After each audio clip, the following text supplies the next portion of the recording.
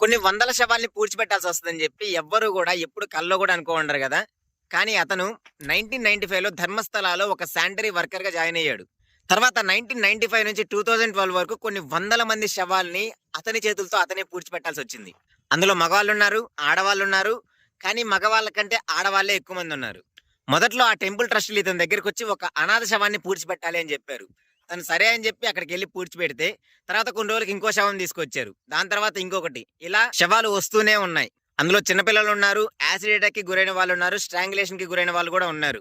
అయితే ఇక్కడేదో తప్పు జరుగుతుంది అని చెప్పి నేను ఈ పని చెయ్యను అని చెప్తే, ఆ టెంపుల్ పెద్దలు అతన్ని బెదిరించి ఈ పని చేపిస్తారు. తర్వాత 2012లో ఇతను అబ్స్కాండ్ అయిపోయాడు. తర్వాత ఈ గిల్టీ ఫీలింగ్‌ని భరించలేక జులై 3, 2025న అతను దక్షిణ కెనడా ఎస్పీ ఆఫీస్‌కొచ్చి ఒక కేస్ ఫైల్ చేశాడు. తర్వాత బెల్తంగడి కోర్ట్‌లో అతను పాటుపడిన డెడ్ బాడీస్‌లో నుంచి ఒక డెడ్ బాడీ స్కెలిటన్ తీసుకొనొచ్చి సబ్మిట్ చేసి ఇది నేనే పాతిపెట్టాను.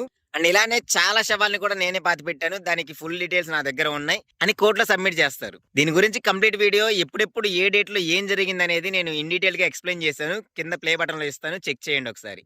అలానే సబ్స్క్రైబ్ చేసి ఫాలో చేయండి. డైలీ మీకు అప్ టు డేట్ ఇన్ఫర్మేషన్ ఇస్తాను.